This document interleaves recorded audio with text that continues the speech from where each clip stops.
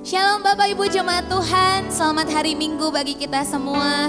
Kita mengucap syukur hari ini kita boleh kembali beribadah bersama-sama dengan orang-orang terkasih di rumah kita masing-masing. Biarlah hari ini nama Tuhan dimuliakan lewat ibadah kita. Terima kasih Tuhan, kami mengucap syukur buat kebaikan-Mu Tuhan. Sepanjang minggu ini kami rasakan penyertaan Tuhan, kebaikan Tuhan. Hari ini kami mau kembali merenungkan semuanya itu Tuhan. Kami bawa ucapan syukur kami, sebab firman-Mu berkata Tuhan, bersyukurlah kepada Tuhan sebab Ia baik, dan bahwasanya untuk selama-lamanya kasih setianya. Terima kasih Tuhan, kami mengucap syukur.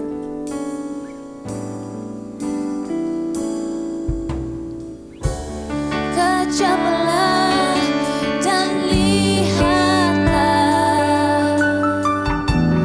betapa baiknya Tuhan itu. Rasakan dan nikmati kasih setia Tuhan. Kejamlah dan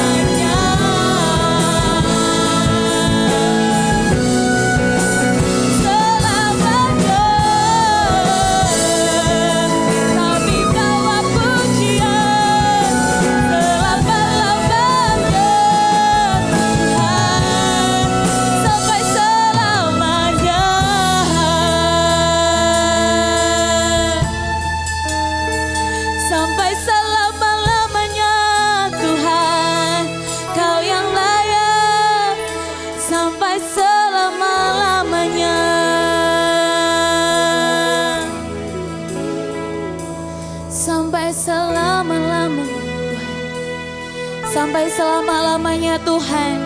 Hanya Kaulah yang layak, sebab Kau baik, dan bahwasanya sampai selama-lamanya kasih setiamu Tuhan. Terima kasih Tuhan, terima kasih. Kaulah yang tidak pernah berubah, dulu, sekarang, dan sampai selama-lamanya. Terima kasih Tuhan, terima kasih Bapa. Terima kasih Tuhan, layaklah Engkau ditinggikan, layaklah Engkau dimuliakan di dalam nama Yesus. Kami persembahkan ibadah hari ini hanya bagi nama-Mu Tuhan. Terima kasih Bapa, terima kasih Tuhan. Kami mengucap syukur di dalam nama Yesus kami berdoa. Amin, amin. Puji nama Tuhan. Tiada yang mustahil bagi Dia, amin. Through you I can do anything. Oh, I can do all things, 'cause it's you who gives me strength. Oh, nothing is impossible to you. Blind eyes are open, strongholds are broken. I am living by faith. Oh, nothing is impossible.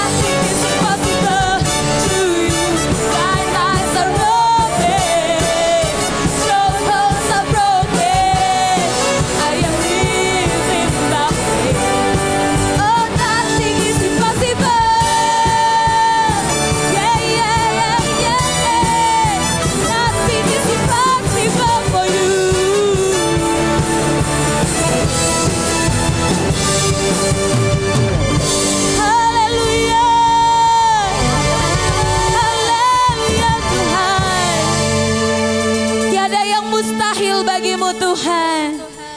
Terima kasih Tuhan. Kami percaya Tuhan.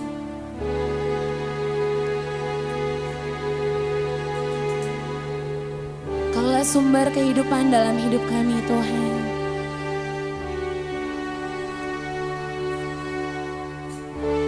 Kemanapun kami dapat berlari menjauhi Roh-Mu Tuhan.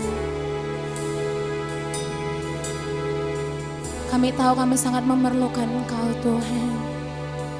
Kalau tempat persembunyian kami, kalau tempat kami berharap, kalau tempat kami berseru Tuhan. Hari ini kami mau katakan kami membutuhkan Engkau Tuhan. Kami memerlukan Engkau Tuhan dalam kehidupan kami. Terima kasih Tuhan, kami percaya Kau yang ada bersama-sama dengan kami.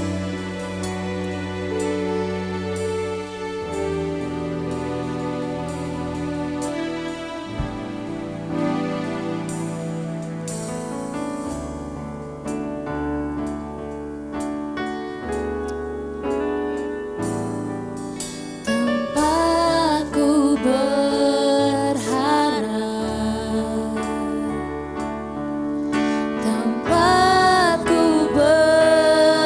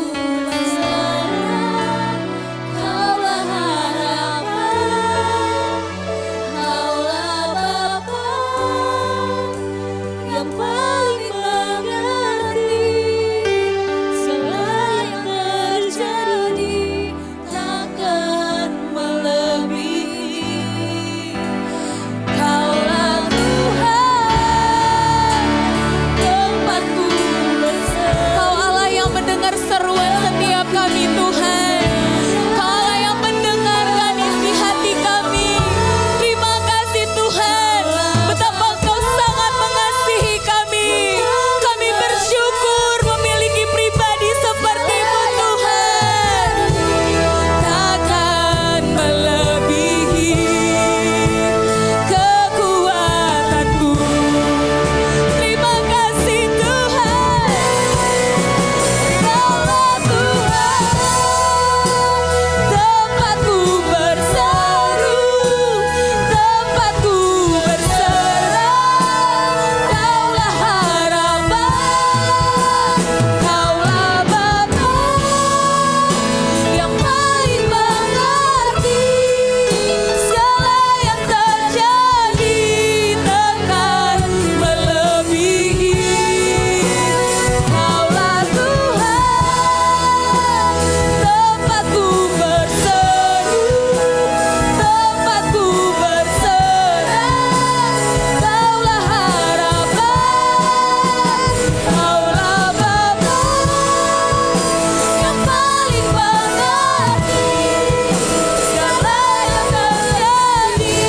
Takkan melebihi.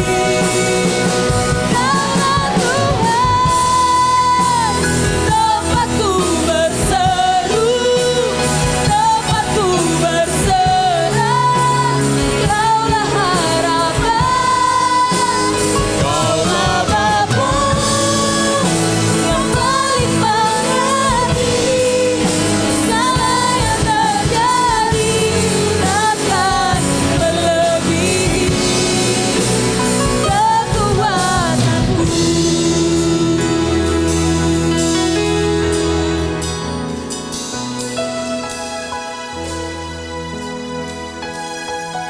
Kaulah Tuhan, tempatku berseru, tempatku berharap. Kaulah harapan dalam hidup kami, bahwa apapun yang terjadi dalam kehidupan kami tidak melebihi kekuatan kami Tuhan. Kau sedang memproses kami, membentuk kami menjadi serupa dan segambar dengan Engkau. Dan di dalam proses tersebut Engkau tidak meninggalkan kami, tetapi Engkau memberikan kami kekuatan yang baru setiap hari, setiap pagi Tuhan. Kau memberikan kami kekuatan. Roh Kudus-Mu yang ada di dalam diri kami, yang mengajari kami, menghibur kami, menguatkan kami, menasehati kami. Orang-orang yang di sekitar kami, Tuhan, menolong kami, menguatkan kami juga Tuhan. Tuhan, terima kasih Bapa. Dengan berbagai macam cara Tuhan, Engkau menyatakan kuasa-Mu kepada hidup kami. Kami bersyukur kepadamu Tuhan. Kami percaya Tuhan, bahwa setiap kami akan sampai kepada finishing well dalam hidup kami. Kami terus berjalan bersama-sama dengan Engkau Tuhan. Engkau yang memegang tangan kami, Engkau yang memelihara kami. Terima kasih Tuhan. Kami bersyukur kepadamu Bapa. Sebentar kami mau mendengar firman-Mu, berbicaralah kepada kami. Nyatakan isi hati-Mu kepada kami. Engkau bebas beracara di tengah-tengah kami. Terpujilah nama-Mu Bapa. Di dalam nama Tuhan Yesus, kami sudah berdoa dan mengucapkan syukur. Kita semua yang percaya katakan, amin. Terima kasih tim Prophetic. Puji Tuhan, Bapak Ibu yang kekasih di dalam nama Tuhan Yesus. Betapa luar biasa kasih Tuhan di dalam kehidupan kita. Di tengah-tengah kehidupan, pergumulan, persoalan, apapun yang kita hadapi, kita percaya bahwa Tuhan beserta dengan kita. Nah, temanya dalam minggu ini adalah tangguh. Wow, saudara, gambarnya begitu menarik. Ya, orang dalam keadaan yang tidak biasa harus memanjat tebing juga, saudara. Ya, dengan kondisi bergelantungan, saudara. Dan ini tentu tidak mudah. Dan kadang-kadang hidup kita ada dalam proses yang tidak mudah seperti ini. Ya, Saudara, tentunya orang yang tangguh itu saudaraku, dia sudah berlatih berkali-kali di dalam kehidupannya. Melatih diri terus menerus, berlatih, ya sampai otot-ototnya kuat. Ya sampai dia menjadi seorang pribadi yang berbeda. Nah demikianlah di dalam kehidupan kita ketika kita mulai lahir baru. Ya, coba saudara lihat, begitu kita lahir baru saudara, apa saja doa kita kayaknya manjur sekali saudara. Ya, hadirat Tuhan terasa begitu kuat. Ya, ada sukacita yang besar. Ya, ada ada kedamaian yang luar biasa saudara. Nah tetapi melewati waktu-waktu kehidupan kita bersama dengan Tuhan. Nah, saudara kadang-kadang doa kita kok terasanya enggak didengar Tuhan. Ya, rasanya waktu kita berdoa kita kehilangan gairah dan sukacita kadang-kadang dalam kehidupan kita, saudara. Nah, saudara itu adalah sebuah proses. Sebuah proses Tuhan sedang menguatkan otot-otot rohani kita. Ya, Tuhan sedang terus bekerja memulihkan emosi kita, ya, dari kehidupan emosi di masa lalu kita yang menghambat kita untuk bertumbuh mengenal Tuhan dan bertumbuh di dalam kehidupan kita yang lebih produktif. Saudaraku, itu adalah sebuah proses. Nah, mari saudaraku kita menikmati proses-proses itu dalam kehidupan kita sehari-hari. Ya, jadi kalau saudara sedang menghadapi tantangan dan persoalan hari ini, saudara jangan putus asa, ya, karena Tuhan sedang memproses kita, ya, sehingga kita memiliki emosi yang sehat, sehingga kita memiliki otot-otot kerohanian yang tangguh, ya, sehingga kita boleh menyelesaikan semua rencana Allah dalam kehidupan kita. Nah, yang luar biasanya bahwa Tuhan sabar menunggu kita, Tuhan sabar memproses kita, ya. Makanya betapa pentingnya kita dalam kehidupan kita, kita memiliki awareness, memiliki kesadaran, ya, dalam setiap persoalan kita bahwa Tuhan memang sedang bekerja dalam hidup kita, bahwa Tuhan sedang memang membentuk kita dalam kehidupan kita. Jadi fokusnya bukan semata-mata penyelesaian masalah kita, tetapi fokusnya adalah bagaimana kita bisa melewati masa-masa sulit itu dan sadar bahwa Tuhan sedang membentuk kita. Nah, itu luar biasa. Ya, nah saudara, tangguh itu apa saudara? Ya, kalau saudara baca di dalam kamus, tangguh itu artinya kuat sekali dalam pendirian. Wow, tidak tergoyahkan saudara. Ya, nah saudara, satu kali saudara, pemeran daripada film The Passion of the Christ, ya, saya melihat sedikit kesaksiannya. Ya, bagaimana saudaraku orang ini bercerita kejadian-kejadian apa yang dia alami setelah dia membintangi peran tersebut mengambil peran Yesus, ya. Saudaraku, banyak sekali pembentukan yang dia rasakan. Ya, termasuk kesakitan fisik dan emosi yang dia alami itu benar-benar luar biasa, saudara. Ya, bahkan dia bercerita, saudara, bagaimana saudaraku satu kali dia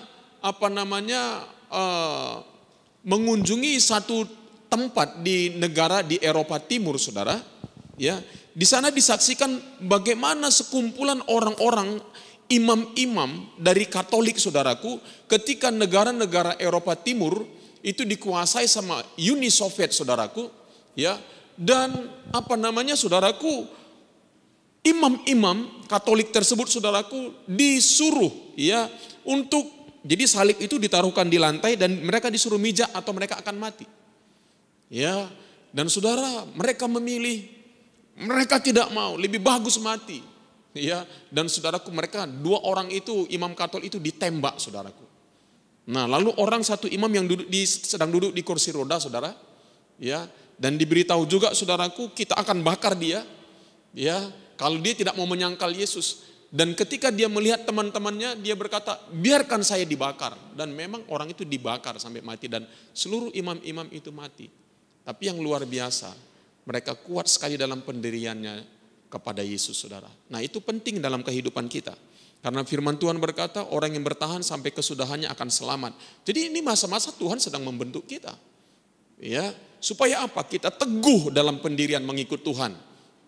Ya, sehingga apapun yang terjadi, ya, apakah nanti antikristus datang atau apapun yang terjadi, saudaraku, kita kuat, kita kekeh dalam kehidupan kita. Kita tidak akan meninggalkan Tuhan dalam kehidupan kita. Penting sekali, saudaraku, kita memiliki pendirian yang kuat.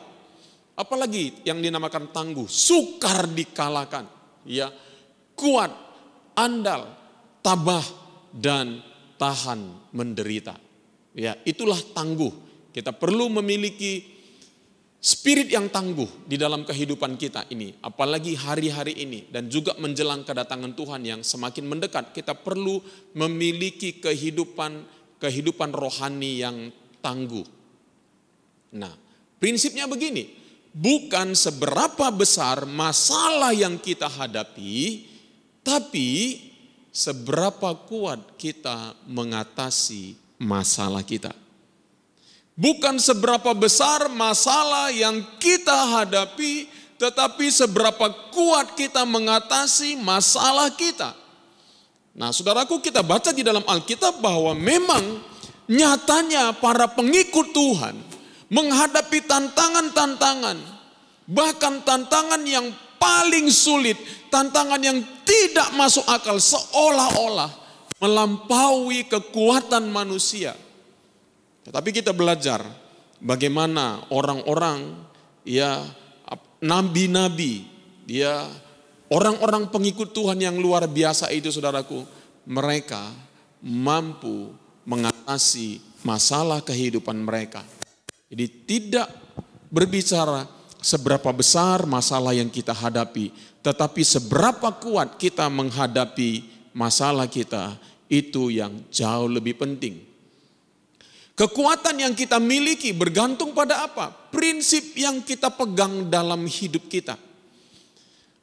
Prinsip apakah yang kita pegang dalam kehidupan kita? Itu akan menentukan seberapa tangguhnya kita dalam kehidupan ini. Mari kita belajar dari prinsip hidup Rasul Paulus, saudara. Ya, Rasul Paulus memiliki prinsip hidup seperti ini. Kekuatan hidupnya adalah Kristus. Segala sesuatu dalam kehidupan Paulus, ya, kekuatannya melebihi kekuatan pribadinya. Kenapa? Karena dia memiliki prinsip hidup bahwa kekuatannya adalah Kristus. Tanpa sadar kadang-kadang, saudara, ketika kita menghadapi persoalan hidup, ya, secara otomatis kita pakai kekuatan kita. Makanya enggak jarang kita mengalami depresi. Enggak jarang kita tertekan, enggak jarang kita frustrasi. Kenapa? Ketika masalah datang, seringkali secara otomatis yang menjadi kekuatan kita menghadapi masalah kehidupan kita adalah kemampuan kita sendiri. Ya, tetapi Paulus tidak demikian. Paulus memberi contoh kepada kita. Paulus ini adalah salah satu rasul yang paling banyak menderita ditulis dalam Alkitab. Ya, 2/3 perjanjian baru itu adalah apa yang Rasul Paulus tuliskan oleh ilhaman Roh Kudus. 2/3, saudara. Ya, di sana diceritakan bagaimana kisah pertobatan Paulus, di sana diceritakan bagaimana Paulus hidup di dalam melayani Tuhan, bagaimana dia menderita. Tadinya dia adalah seorang penganiaya jemaat yang mendapat surat kuasa untuk membunuh orang percaya, tetapi setelah dia bertobat, bukannya justru kehidupannya lebih nyaman, tetapi setelah dia bertobat, justru kehidupannya lebih sulit. Itulah sebabnya kita harus benar-benar hati-hati dengan pengajaran prosperity, pengajaran kemakmuran yang hari-hari ini, belakangan ini, saudaraku, berkembang terus di dalam gereja Tuhan, di mana dikatakan bahwa kalau kita ikut Tuhan itu, kamu akan diberkati, ya, sepeda motor diganti akan mobil, jalan kaki ganti sepeda motor dengan mobil, dan lain sebagainya. Tentunya tidak salah kita diberkati Tuhan, tetapi diberkati Tuhan itu adalah saudaraku, bukan hal yang utama di dalam kehidupan kita mengikut Tuhan. Yang pertama dalam mengikut Tuhan adalah pengenalan kita akan Tuhan. Nanti kita akan bahas. Nah, saudara, Rasul Paulus berkata seperti ini, saudara. Ya, di dalam kitab Filipi 4 ayat 13 dikatakan, segala perkara dapat kutanggung di dalam Dia yang memberi kekuatan kepadaku. Bukan cuma satu perkara, tetapi segala perkara. Nah, ini saudara berlaku bagi setiap orang yang tujuan hidupnya adalah menggenapi rencana Allah. Maka ayat ini berlaku bagi dia karena Paulus di dalam rencana menggenapi rencana Allah, banyak tantangan, banyak persoalan yang dia alami di dalam kehidupannya. Dan dia berkata, segala perkara dapat kutanggung di dalam Dia yang memberi kekuatan kepadaku. Paulus tidak mengandalkan kekuatannya, Paulus tidak mengandalkan kemampuannya, Paulus tidak mengandalkan pengalamannya, tetapi Paulus bergantung kepada kekuatan Allah. Seolah-olah dia mengalami injeksi kekuatan Allah. Dia mengalami empowering daripada Tuhan sendiri. Untuk dia menghadapi seluruh persoalannya di dalam kehidupannya, saudara. Untuk menggenapi rencana Allah. Saudara, berapa banyak engkau dalam kehidupanmu salah satu tujuan hidupmu adalah menggenapi rencana Allah dalam hidupmu. Kalau engkau memiliki prinsip seperti itu, maka prinsip Rasul Paulus juga adalah milikmu. Segala perkara dapat kutanggung di dalam Dia yang memberi kekuatan kepadaku. Saudara, Yesus sendiri ketika dia ada di atas muka bumi. Kalau saudara mau melihat seperti apakah Allah hidup di dunia, lihatlah hidup Yesus. Yesus sendiri ketika dia ada di dalam kehidupannya di dunia, dia mengalami banyak penderitaan, dia mengalami banyak tantangan, dia banyak mengalami persoalan di dalam kehidupannya. Tetapi karena tujuan hidupnya adalah untuk menggenapi rencana Bapa, Yesus juga berhasil finishing well. Sekalipun dia harus mati di kayu salib menghadapi tekanan, penderitaan, badani, emosi dan lain sebagainya yang begitu berat. Tetapi saudaraku, dia sanggup menyelesaikannya dalam kehidupannya. Kenapa? Karena dia mendapatkan kekuatannya di dalam Tuhan. Dan hal ini diteguhkan oleh Nabi Yesaya. Saudaraku, mari kita baca sama-sama Yesaya 40 ayat 30 sampai 31. Orang-orang muda menjadi lelah dan lesu, dan teruna-teruna jatuh tersandung. Tetapi orang-orang yang menanti-nantikan Tuhan mendapatkan kekuatan baru. Mereka seumpama Raja Wali yang naik terbang dengan kekuatan sayapnya. Mereka berlari dan tidak menjadi lesu. Mereka berjalan dan tidak menjadi lelah. Orang-orang muda itu berbicara adalah orang-orang yang semangat, orang-orang yang energik, orang-orang yang sepertinya memiliki kekuatan yang ekstra, saudaraku. Tetapi firman Tuhan berkata, orang-orang muda akan menjadi lelah dan lesu, dan teruna-teruna jatuh tersandung. Tetapi orang-orang yang menanti-nantikan Tuhan akan mendapatkan kekuatan yang baru. Saya enggak berhenti-hentinya terus-menerus mengingatkan kita semua. Betapa pentingnya kita menanti-nantikan Tuhan dalam hidup kita. Setiap pagi, saya pernah saudara, ya satu kali karena sibuk, saya mengabaikan waktu doa saya. Doa saya begitu singkat. Aduh saudara, rasanya kehidupan emosi saya turun naik saudaraku. Ya sekali lagi seperti Martin Luther berkata, kalau saya tahu, kalau hari itu saya begitu sibuk, maka saya akan menambah jam-jam doa saya. Tapi kita kecenderungannya seperti saya juga, begitu kita sibuk, yang kita kurangi adalah jam-jam doanya kita. Ya, tetapi Martin Luther berkata, kalau saya tahu hari itu saya sangat sibuk, saya akan menambah jam-jam doa saya. Makanya saudaraku banyak sekali mengalami pewahyuan Tuhan, mengalami impartasi Tuhan. Dalam pengalaman kami saudaraku di dalam doa pagi setiap hari, secara pribadi saya kerap kali mengalami Di sana peneguhan-peneguhan Tuhan. Kadang-kadang ada tekanan-tekanan yang menguasai pemikiran dan hati saya. Di sana Tuhan beri kekuatan sehingga ketika saya selesai dari ruang doa saya merasa ada kekuatan yang baru untuk boleh menjalani hari itu, saudara. Saya mau mengingatkan jemaat Tuhan untuk kita sama-sama terus-menerus belajar menanti-nantikan Tuhan. Biarlah engkau tidak berdoa sekali seminggu. Biarlah engkau tidak berdoa, saudaraku, apalagi sekali sebulan, saudara. Bukan hanya berdoa pada waktu engkau punya masalah, tetapi jadikan ya doa itu, saudaraku, menjadi sebuah gaya hidup dalam kehidupanmu. Ya, menjadi sesuatu yang normal dalam kehidupanmu sampai kalau engkau enggak berdoa, engkau bilang, ini aku enggak normal nih hari ini. Ya. Jadi perlu kita belajar, saudaraku. Supaya apa? Karena hari-hari ini, saudara, ya, umat Tuhan harus belajar apa?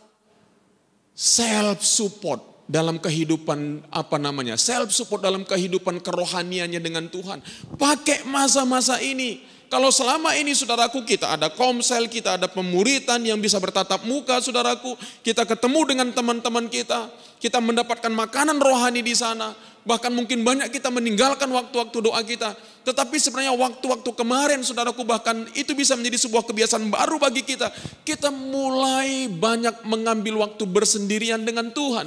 Sekali lagi, waktu bersendirian dengan Tuhan itu jauh lebih penting.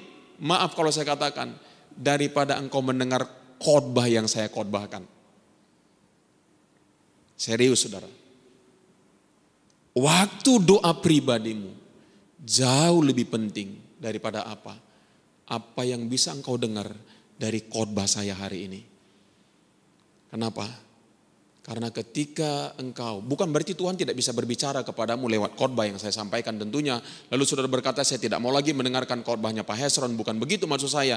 Tetapi tahukah engkau, saudaraku, bahwa ketika engkau bersendirian dengan Tuhan, memiliki waktu berdiam diri dengan Tuhan, banyak sekali Tuhan berbicara kepadamu. Apalagi setelah itu engkau mencatat apa yang Tuhan bicara kepadamu. Kau bisa mengalami pemulihan, kau bisa mengalami kesembuhan, engkau bisa mendapatkan nasihat daripada Tuhan. Engkau bisa mendapatkan jalan keluar dalam kehidupanmu bersama-sama dengan Tuhan.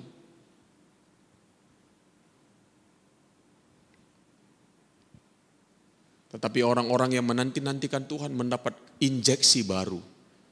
Mendapat vitamin baru, mendapat semangat baru.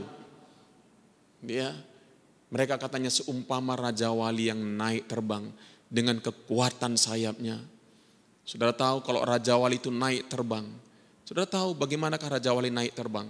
Raja Wali semakin terbang tinggi kalau waktu kapan? Waktu badai datang dia tinggal rentangkan sayapnya.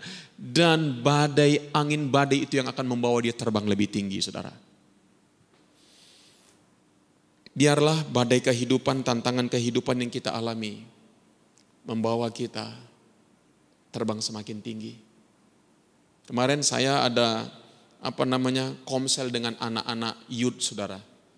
Ya, ada beberapa orang, ya saya komsel Zoom dengan mereka. Ya, jadi ini sekalian pengumuman, saudara, kalau saudara mau buat Zoom meeting dan lain sebagainya, kita sudah berlangganan, jadi saudara bisa mendaftar kepada Iwan. Ada satu hal yang menarik yang saya lihat. Ada satu orang yang berkata di tengah-tengah tantangan persoalan yang dia hadapi, saudara, justru dia belajar banyak hal. Wah, saya bilang luar biasa. Saya bilang begini, kayaknya kamu udah bisa berkhotbah, saya bilang. Ya, karena ngomongannya seperti sangat dewasa sekali, saudara. Dia belajar sesuatu dari Tuhan ketika dia sedang menghadapi tantangan yang amat berat dalam kehidupannya. Saudara, apakah badai kehidupan yang sedang terjadi dalam hidupmu membuat engkau panik dan mengasihani diri, terpuruk dan lain sebagainya, atau badai kehidupan yang kau hadapi justru membawa engkau terbang tinggi, engkau mendapatkan sesuatu pewahyuan yang baru dalam kehidupanmu. Bisa loh, saudaraku, badai hidup itu membuat kita mendapatkan sesuatu pewahyuan ya dalam kehidupan kita. Sehingga badai itu masih ada, tapi kita sudah berjalan di atas badai tersebut. Ya, itu yang sangat luar biasa dalam menanti-nantikan Tuhan, saudara. Ya, mereka berlari dan tidak menjadi menjadi lesu, mereka berjalan dan tidak menjadi lelah. Apakah yang kita andalkan dalam hidup kita? Pengalaman kita. Oh, saya udah punya pengalaman. Oh, saya udah lama ikut Tuhan. Oh, masalah ini biasa saya hadapin. Ya, no saudara, sama seperti Samson. Ya, pada waktu dia, saudaraku, sebelum rambutnya dicukur, wah, dia bermain-main dengan bahaya, saudaraku. Ya, saudaraku, lalu dia berkata, seperti sebelum-sebelumnya, aku akan melakukannya. Sebelum rambutnya dicukur, saudara. Yaitu bicara tentang pengurapan Tuhan, itu bicara tentang hadirat Tuhan, itu bicara tentang penyertaan Tuhan dalam kehidupannya.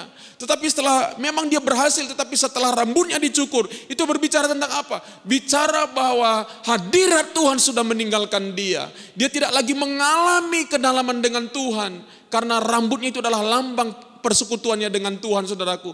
Dan akhirnya apa yang terjadi? Matanya dicungkil, saudara. Dia menjadi buta, saudara. Ya, tanpa Tuhan kita nggak bisa. Bukan berarti pengalaman itu tidak bagus. Bagus pengalaman, tapi jangan andalkan pengalamanmu. Karena kadang-kadang cara Tuhan itu bekerja berbeda-beda. Kepintaran kita, boleh pintar. Anak-anak Tuhan harus pintar, saudara. Tetapi banyak hal dalam hidup ini enggak kita bisa selesaikan dengan kepintaran kita. Ya, tahukah saudaraku bahwa banyak orang-orang berhasil sebenarnya orang-orang yang drop out dari kampusnya, dari sekolah. Mereka enggak bersekolah. Seperti Bill Gates dan lain sebagainya. Ya, mereka drop out dari sekolahnya, saudara. Tapi mereka adalah orang-orang yang berhasil secara dunia. Pengetahuan kita, ya, semua ini penting. Saya tidak berkata bahwa ini tidak penting, ya. Tetapi jauh lebih penting adalah apa? Bagaimana kita? Karena Tuhan tahu segala sesuatu yang terjadi dalam hidup ini. Kalau kita bertanya kepada Tuhan, kalau kita mendapatkan impartasi Tuhan, hidup kita akan luar biasa. Paulus mendapatkan kekuatan dan resep. Nah, saya buat resep, saudaraku, ya. Kalau membuat makanan yang enak perlu resep. Kalau orang sedang sakit diobatin sama dokter dikasih resep, saudara. Paulus mendapat kekuatan dan resep dari Tuhan dalam menghadapi persoalan hidupnya. Masalah kelimpahan dan kekurangan, ini masalah kehidupan keuangan, ini masalah kehidupan ekonomi. Paulus berkata begini, aku tahu apa itu kekurangan dan aku tahu apa itu kelimpahan. Dalam segala hal, ya, dan dalam segala perkara enggak ada sesuatu yang merupakan rahasia bagiku, baik dalam hal kenyang, baik dalam hal kelaparan, baik dalam hal kelimpahan, maupun dalam hal kekurangan. Apa resep Paulus? Dia berkata, rasa cukup dengan apa yang ada padanya. Penting sekali kita memiliki rasa cukup, saudara. Ya, karena firman Tuhan berkata, ibadah itu kalau disertai dengan rasa cukup akan membawa keuntungan. Kerap kali, saudaraku, kita membandingkan diri kita dengan orang lain, sehingga kita selalu merasa enggak cukup. Ya, kita membandingkan pribadi kita kepada orang lain, sehingga kita enggak bisa menerima diri kita apa adanya. Kita enggak merasa cukup dengan diri kita enggak bisa menerima diri kita enggak bisa menerima keadaan kita, saudaraku. Ya, makanya rasa cukup itu sangat penting. Jangan bandingkan dirimu dengan orang lain. Kerap kali kita, saudaraku, enggak nyaman dengan diri kita. Kita enggak nyaman dengan keadaan kita. Kita menolak diri kita sendiri dengan keadaan kita, saudara. Kita ngerasanya, saudaraku, enggak suka dengan diri kita. Ya. Kenapa? Karena kita enggak memiliki rasa cukup dalam hidup kita. Orang yang tidak memiliki rasa cukup dalam hidupnya akan mengalami banyak problem-problem emosional dalam hidupnya. Rasa cukup datang dari sebuah keyakinan yang dalam akan pemeliharaan Tuhan. Wow. Ya. Rasa cukup datang dari sebuah keyakinan yang dalam akan pemeliharaan Tuhan. Saudara boleh membuat rencana-rencana dalam kehidupanmu. Ya, tapi ingat, saudara, bahwa keberhasilan datangnya hanya daripada Tuhan. Ya, firman Tuhan bilang begini, sia-sialah orang, ya, yang bekerja lelah-lelah, karena katanya berkat itu hanya datangnya daripada Tuhan, saudaraku. Sia-sialah penjaga, ya, berjaga katanya, kalau bukan yang menjaga maka itu mustahil. Ya, jadi kalau saudara sedang merencanakan bisnis, saudara jangan langsung berpikir, wah nanti untungnya begini, untungnya. No, tinggalkan itu, saudara. Saudara perlu belajar bahwa berkat itu berasal daripada Tuhan.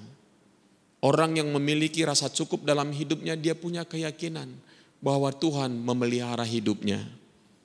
Itu sangat penting. Lihat, Rasul Paulus sukacitanya hanya bergantung pada Tuhan dan bukan pada keadaannya.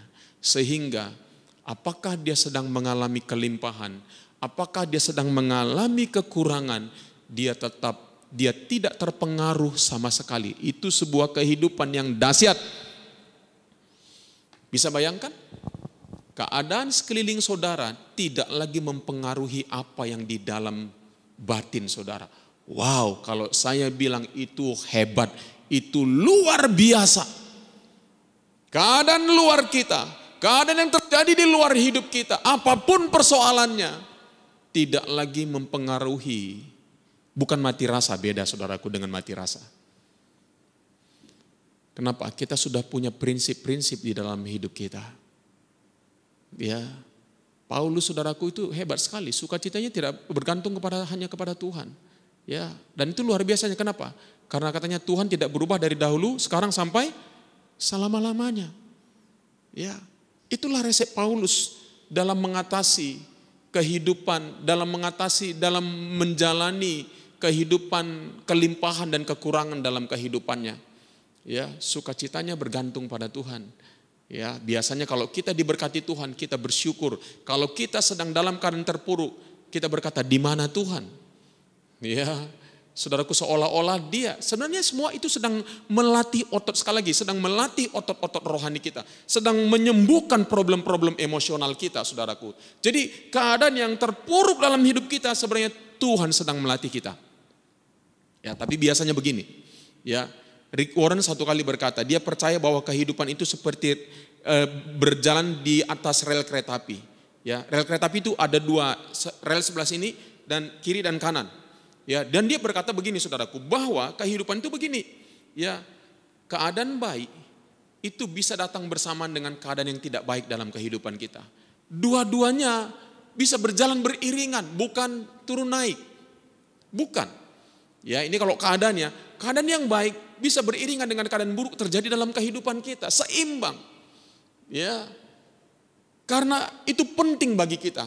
Karena kita sedang belajar daripada sekolah kehidupan, kita sedang dilatih saudaraku dalam kehidupan kita. Masalah penderitaan tubuh dan emosi. 2 Korintus 4 ayat 7 sampai 11 dikatakan begini, tetapi harta ini kami punyai dalam bejana tanah liat, supaya nyata bahwa kekuatan yang melimpah-limpah itu berasal daripada Allah. Wow, bukan dari diri kami. Ya, Paulus belajar, sekali lagi saudaraku, kalau kita mau menjadi orang yang tangguh dalam hidup kita, maka kekuatan kita harus melampaui dari diri kita. Apakah yang melampaui kekuatan diri kita? Yaitu Tuhan sendiri, bukan kemampuan kita, pengalaman kita, kepintaran kita, pengetahuan kita, bukan. Harus saudaraku hidup seperti Rasul Paulus, memiliki kekuatan yang melampaui diri sendiri, kekuatan supranatural. Ya, Paulus berkata, kekuatan yang melimpah-limpah itu berasal dari Allah, bukan dari diri kami. Dalam segala hal, coba saudara lihat, kami ditindas. Berikutnya apa? Ada kata namun. Ya.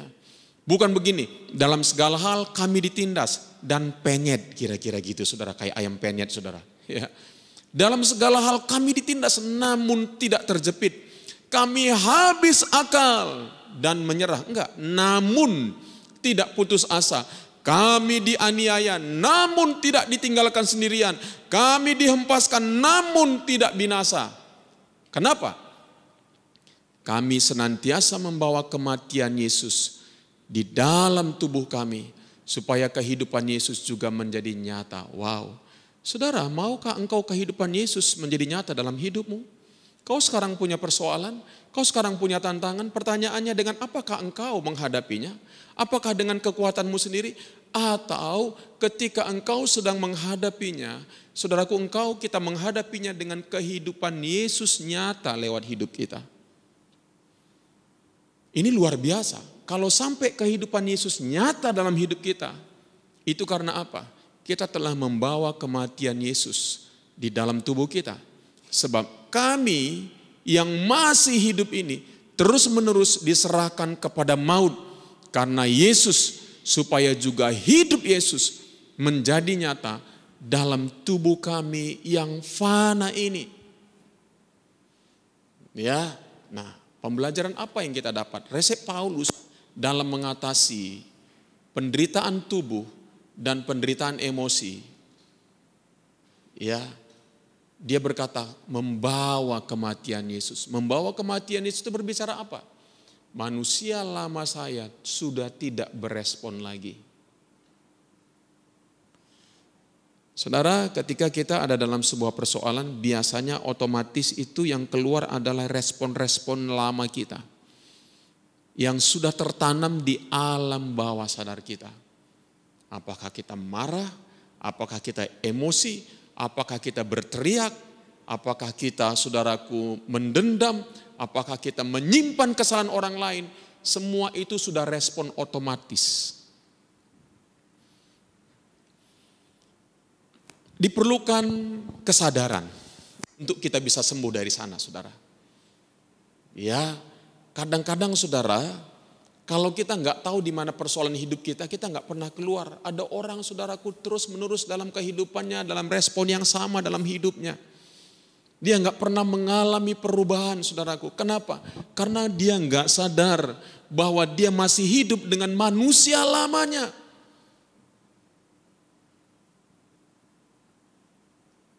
Makanya betapa penting ketika kita, salah satu caranya, saudara, kita menyadari ada apakah kita berespon dengan manusia lama, dengan manusia baru. Kadang-kadang ketika ada persoalan dia langsung ada autopilot, respon otomatis.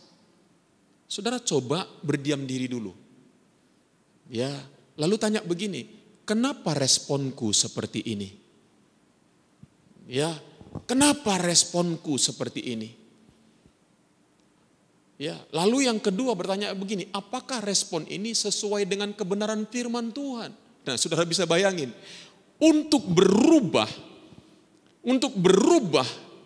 ya kehidupan kita menjadi kehidupan yang sama seperti Yesus, saudara, itu proses yang cukup panjang dalam kehidupan kita, saudara. Saya sampai hari ini masih mengalaminya. Tapi asik sekali, saya sangat bersyukur. Ya, saudara, hari-hari ini apa yang saya belajar? Ya, saya kadang-kadang orangnya, saudaraku, ya, berharap orang itu bisa berlaku baik kepada saya. Ya, saya orangnya adalah suka jaga perasaan orang lain sebenarnya, saudaraku. Ya, nah, saudaraku, ternyata itu membuat saya tertekan dalam kehidupannya. Ya, saya belajar, saudaraku, satu hal begini, saudaraku, bahwa yang perlu saya bertanggung jawab adalah apa? Terhadap respon-respon saya. Orang bisa membuat kesalahan, orang bisa melakukan hal-hal yang tidak baik, tetapi bagi saya adalah apakah respon saya yang bisa saya kuasai apa? Respon-respon saya. Banyak sekali kita dalam kehidupan kita, respon hidup kita atau sukacita kita tergantung kepada orang lain, tergantung kepada situasi dan keadaan, dan itu adalah hidup yang paling berat.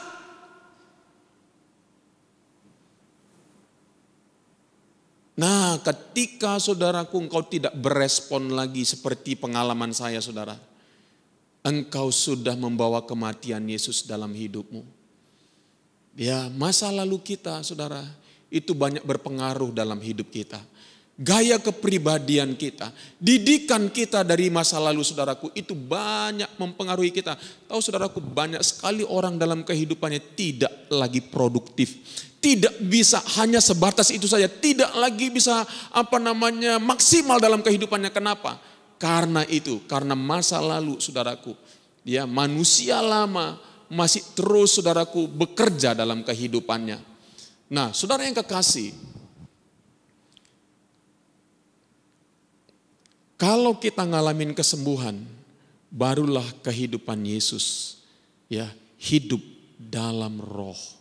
Ya, saudara, hidup dalam roh itu luar biasa, saudara. Respon-respon kita, Paulus bilang begini, hidupku bukannya aku lagi. Tetapi apa? Tetapi Kristus yang diam di dalam aku.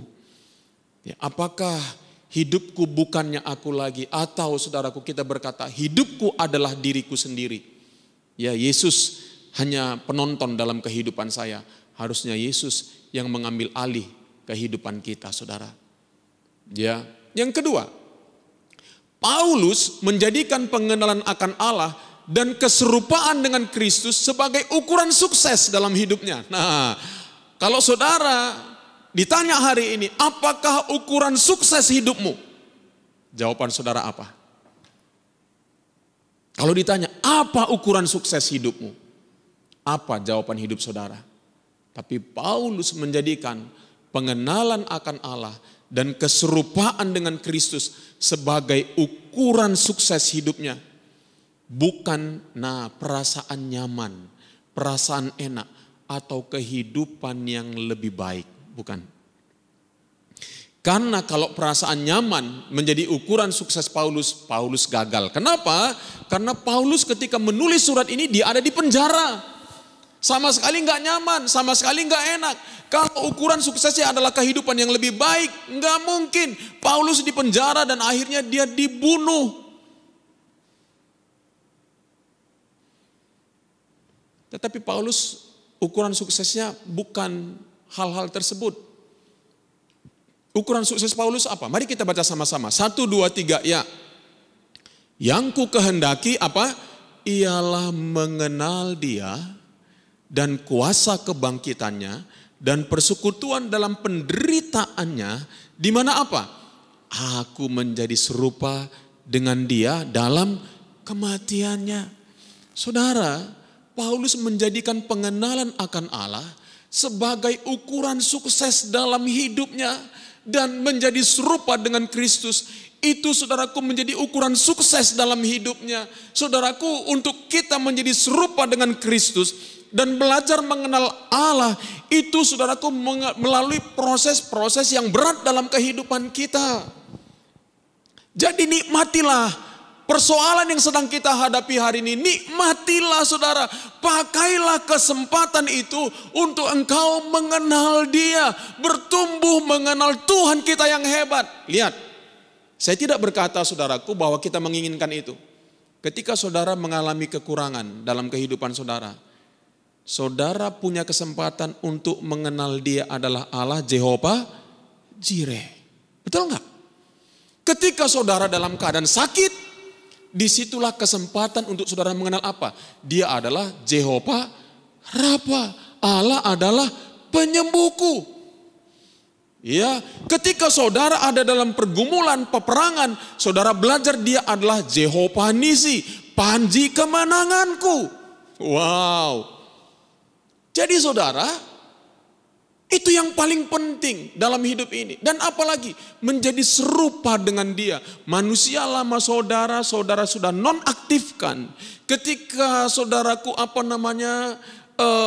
autopilot saudara mulai bekerja, saudara mulai berdiam diri, dan seperti yang saya katakan tadi, saudara mulai menyadari awareness itu penting. Banyak orang yang gak berubah, kenapa? Karena dia tidak aware, tidak sadar apa yang ada di dalam dirinya, saudara. Ya, kalau saudara sadar apa yang ada dalam dirimu, engkau akan meninggalkan itu, saudaraku. Ya, ada orang yang gak sadar, dianggap itu memang normal. Ya, saudaraku, itu gak normal, saudara. Ya, Hosea 6 ayat 3 bilang begini, marilah kita mengenal dan berusaha sungguh-sungguh mengenal Allah. Wow, berusaha sungguh-sungguh. Saudara lapar, saudara haus, saudara rindu. Hai saudara, apakah engkau rindu mengenal Tuhan dalam hidupmu? Apakah engkau haus dalam persekutuanmu dengan Tuhan? Pemazmur berkata begini, seperti rusa yang rindu yang akan air, demikianlah jiwaku rindu akan engkau ya Tuhan. Haus akan engkau. Hanya orang yang haus akan datang dan minum. Apakah engkau haus akan Tuhan? Atau engkau hari-hari ini sedang ditindih oleh persoalan hidupmu, dan satu-satunya yang kau pikirkan adalah bagaimana aku bisa cepat-cepat keluar dari masalah kehidupanku? Ataukah engkau tidak rindu di dalam persoalan itu engkau mengenal Allah itu? Allah yang dahsyat dan luar biasa itu, saudara. Itulah sebabnya Hosea berkata, marilah kita mengenal dan berusaha sungguh-sungguh mengenal Tuhan. Kenapa? Kalau saudara punya kerinduan, Alkitab menjanjikan kepada kita apa? Ia pasti muncul seperti fajar. Ia akan datang kepada kita seperti hujan pada akhir musim yang mengairi bumi. Saudara, kalau engkau adalah seorang petani, hujan itu sangat penting bagimu, saudara. Ketika engkau sedang mau menanam, saudaraku, kalau enggak ada hujan, saudaraku, itu enggak bisa tumbuh. Tetapi waktu saudara mau menanam, hujan datang, itu waktunya saudara menanam, saudaraku. Dan saudaraku, setelah saudara selesai menanam, hujan datang lagi. Itu akan cepat, saudaraku, tanahnya akan subur. Seperti itulah Tuhan dalam kehidupan kita. Dia akan mewahyukan dirinya kepada kita ketika kita menginginkan Dia.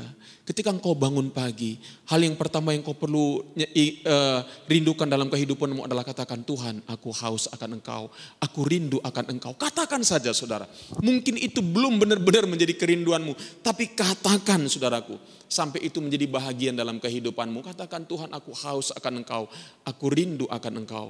Kadang-kadang ketika berdoa, saudaraku, saya nggak bisa konsentrasi. Saya bilang, Tuhan, sekalipun aku nggak bisa konsentrasi, aku percaya Engkau ada di sini bersamaku. Akhirnya saya bisa bergairah lagi dalam memuji dan menyembah Tuhan. Daniel 11 ayat 32 berkata begini, dan orang-orang yang berlaku fasik terhadap perjanjian akan dibujuknya sampai murtad dengan kata-kata licin. Coba baca sama-sama. 1, 2, 3 ya. Tetapi umat yang mengenal Allahnya akan tetap kuat dan akan bertindak. Betapa pentingnya kita mengenal Allah kita. Kenapa? Hanya orang yang mengenal Allahnya akan tetap kuat dan bertindak dalam hidupnya. Di tengah-tengah masa-masa ini, pengenalan kita akan Allah harus terus bertumbuh supaya kita tetap kuat dan kita bertindak. Apakah yang menjadi prioritas kita ketika kita menghadapi masalah, saudara? Mengenal Tuhan atau kita ketagihan datang kepada Tuhan dan berdoa agar masalah kita cepat selesai? Saya juga mau. Ya, kenapa? Kalau belum selesai rasanya enggak nyaman, rasanya enggak enak. Ya, tapi Paulus belajar hidup dengan duri dalam daging, saudara. Paulus tidak bergantung rasa nyaman. Dia enggak bilang begini, Tuhan baik, kenapa nyaman hidup ini? Enggak. Paulus hidup dengan duri dalam daging. Tapi dia bilang begini, justru pada waktu aku lemah, aku kuat. Saudaraku yang kekasih di dalam nama Tuhan Yesus.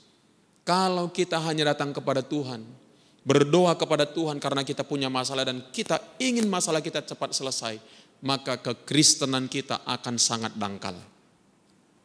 Saya mau beritahu kepadamu, nikmatilah persoalanmu hari-hari ini. Percayakan kepada Tuhan, serahkan kepada Tuhan, dan jalani hidupmu.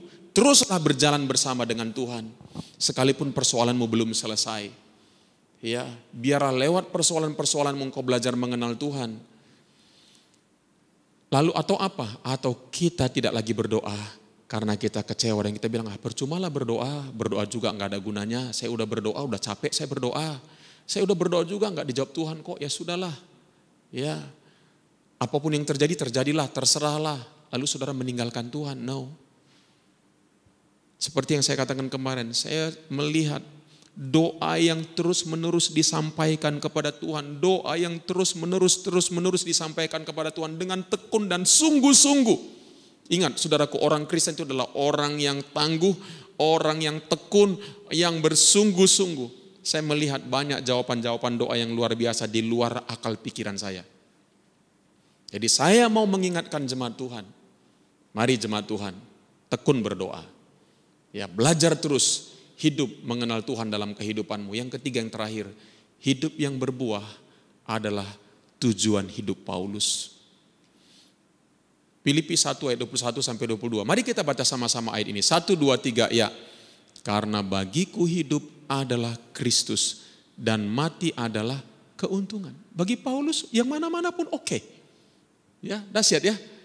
Yang mana-mana pun oke. Wah, ya, ada orang bilang, aku ingin hidup 1000 tahun lagi. Ngapain? Yang penting hidup. Saudara, hidup itu, ya.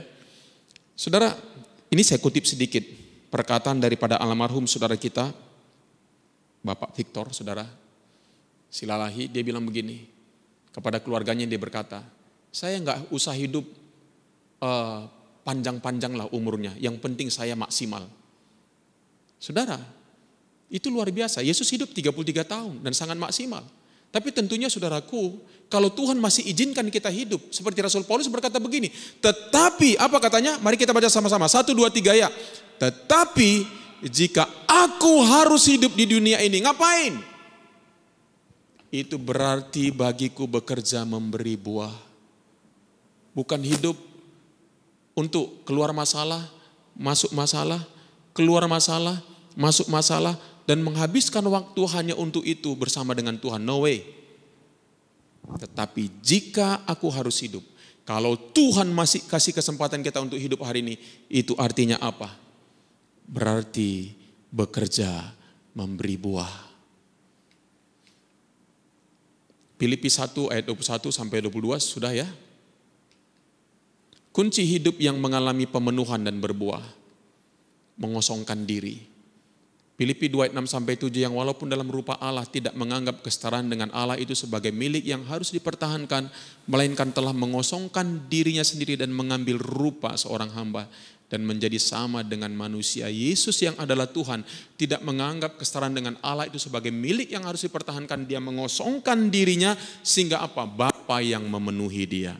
Rencana-rencananya, impiannya, keinginannya, tujuan hidupnya, sekarang dia dapat dari Bapa. Saudara, saya mau beritahu kepadamu, kosongkan dirimu dan biarkan Tuhan yang mengisi engkau dengan rencana-rencananya dalam kehidupanmu. Engkau hanya sebagai alat dalam hidupmu. Ya. Yang terakhir, segala sesuatu yang hidup hanya bisa bertumbuh jika menyerahkan dirinya pada apa yang melampauinya. Secara sederhana begini, apakah hidupmu hanya untuk dirimu atau hidupmu untuk sesuatu yang lebih daripada sekedar dirimu? Ayat ini berkata demikian. Mari kita baca sama-sama ayat yang terakhir, 1, 2, 3 ya. Aku berkata kepadamu, sesungguhnya jikalau biji gandum tidak jatuh ke dalam tanah dan mati. Apa katanya? Ia hanya satu biji saja. Tetapi apa katanya? Ayat berikutnya.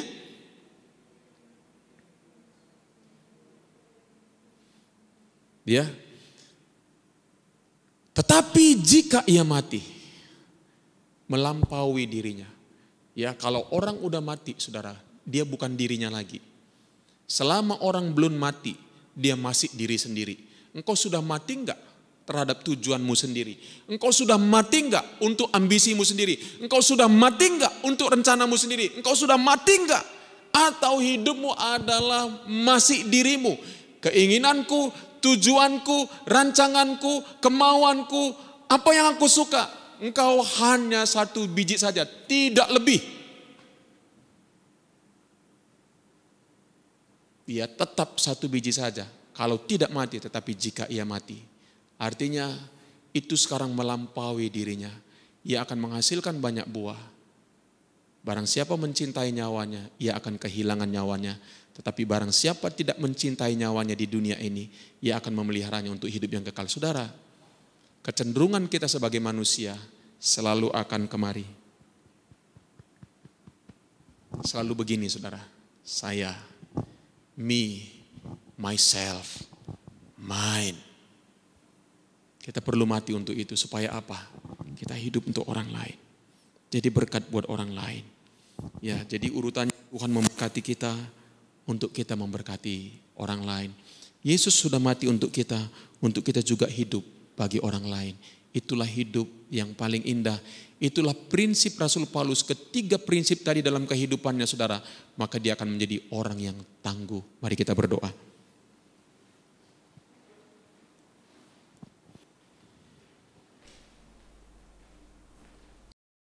Terima kasih Tuhan Yesus. Kami bersyukur kepadamu Tuhan. Tuntun kami menjadi orang-orang yang tangguh di akhir zaman ini Bapa. Yang kekuatannya bukan berasal dari dirinya sendiri. Yang kekuatannya bukan berasal dari pengalamannya, kepintarannya, pengetahuannya. Yang kekuatannya berasal daripada Tuhan. Karena dia menanti-nantikan Tuhan. Berapa banyak engkau dalam hidupmu rajin menanti-nantikan Tuhan?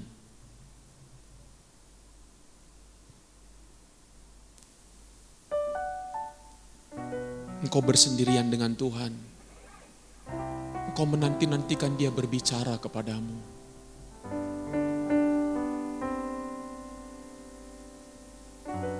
Engkau berharap kepadanya.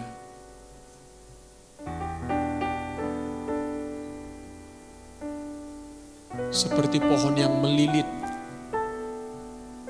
ke sebuah batang yang menjadi tempatnya bernaung.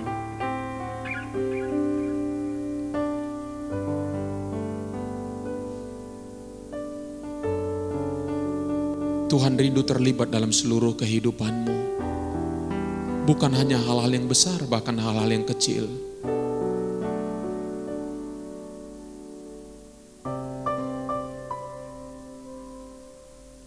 Prinsip hidup Rasul Paulus yang kedua, kenapa dia menjadi tangguh? Karena dia menjadikan pengenalan akan Tuhan dan keserupaan dengan Kristus sebagai ukuran sukses dalam hidupnya. Wow.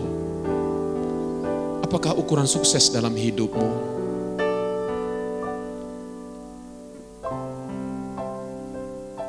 Kita ditebus bukan supaya menjadi sama seperti dunia ini. Yesus mati untuk kita bukan supaya kita sukses menurut ukuran dunia ini. Walaupun bisa saja itu terjadi.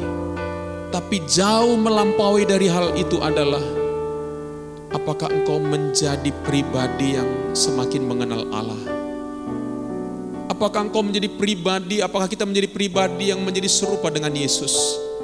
Lewat sekolah kehidupan ini, saudara. Itulah sebabnya nikmatilah pergumulanmu hari ini. Mungkin kau sedang sangat bergumul, pikiranmu kacau tertekan. Tetapi engkau mendapatkan resep. Sehingga engkau lepas dari tekanan. Engkau lepas dari pergumulan. Sekalipun persoalanmu masih ada. Tetapi engkau seperti tercelikkan. Engkau seperti terbebaskan. Engkau dilepaskan daripada kungkungan pikiranmu, perasaanmu, hatimu yang menekan engkau. Karena engkau mendapatkan pencerahan dari Tuhan. Di sanalah engkau belajar mengenal Tuhan yang dahsyat dan hebat itu.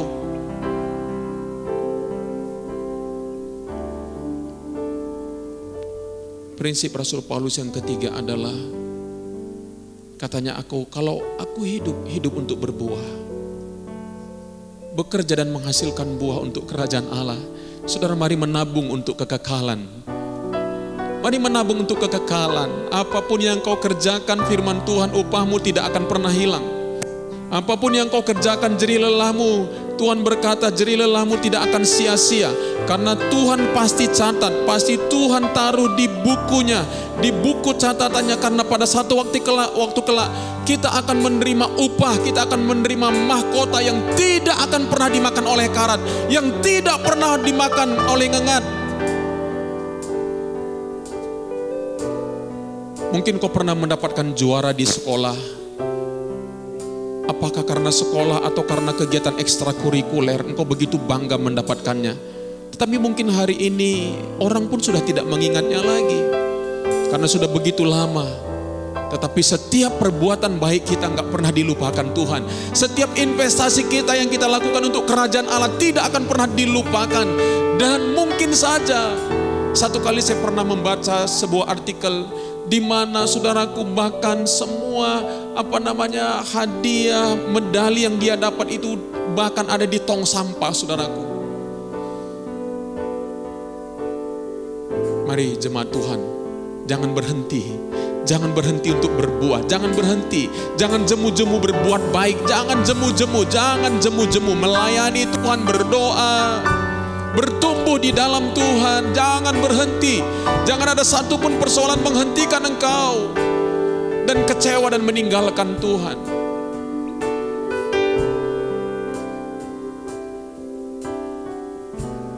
Jesus.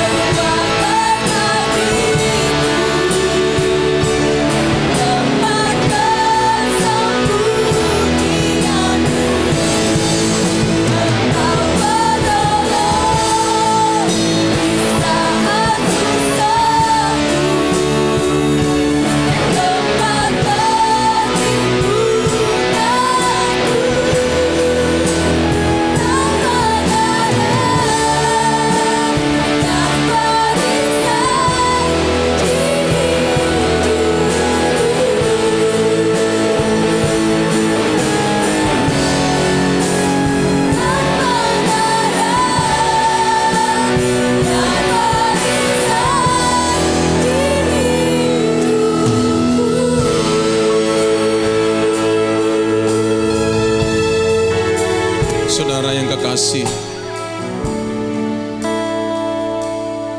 supaya engkau bisa menjadi tangguh dalam hidupmu, dalam pergumulan hidupmu.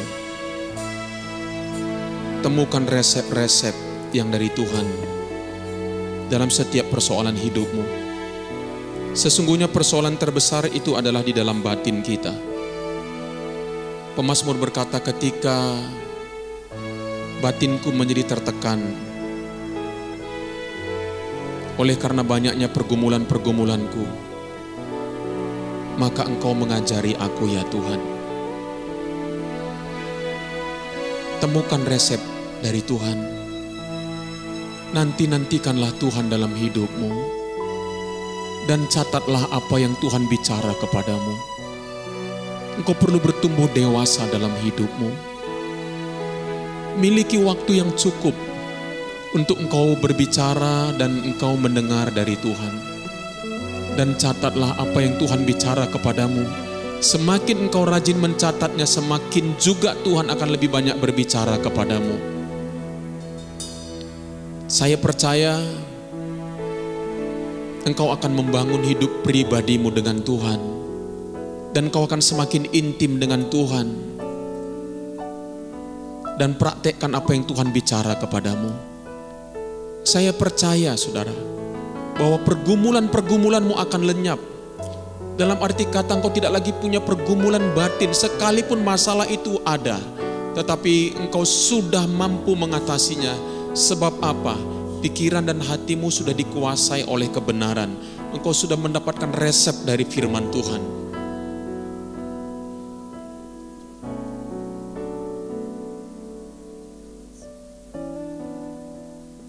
Jadikanlah pengenalan akan Tuhan dan keserupaan dengan Kristus menjadi goal hidupmu.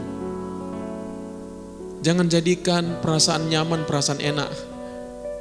Karena ketika engkau ingin sebuah perasaan nyaman, perasaan enak atau kehidupan yang lebih baik, engkau perlu mengontrol banyak hal di sekelilingmu. Engkau perlu mengontrol keadaanmu, engkau perlu mengontrol orang lain, engkau perlu mengontrol situasi, dan itu pasti mustahil. Lepaskan kontrol-kontrol dalam hidupmu. Lepaskan semuanya. Serahkan kontrol itu kepada Tuhan. Serahkan kontrol itu. Percayakan hidupmu kepada Tuhan. Jangan berpikir maunya orang berbuat begini kepada saya, maunya orang berbuat begitu. Itu adalah engkau sedang mencari kenyamanan dalam hidupmu dan kau akan kecewa. Lepaskan hari ini semua kontrol itu, saudara. Dan izinkan Tuhan yang mengatur hidupmu, Tuhan yang memelihara engkau, dan biar engkau boleh bertumbuh mengenal Tuhan, boleh bertumbuh karaktermu menjadi serupa dengan Kristus, sebab Tuhan akan menjemput mempelainya yang dewasa. Dan yang ketiga, jadikanlah seperti Paulus berkata, tetapi jikalau aku hidup, aku bekerja dan menghasilkan buah. Jangan menjadi mandul, jangan menjadi bantet, tidak menghasilkan apa-apa.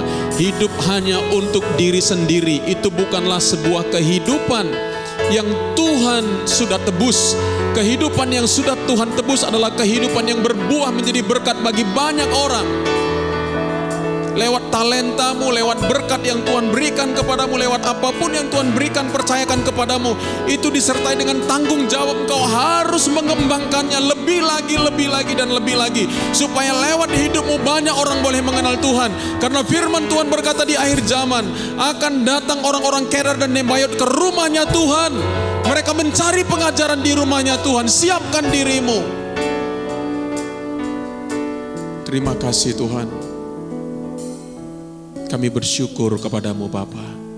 Terima kasih. Mari jemaat Tuhan kita bangkit berdiri. Kita akhiri ibadah kita ini dengan penuh sukacita dan ucapan syukur kepada Tuhan.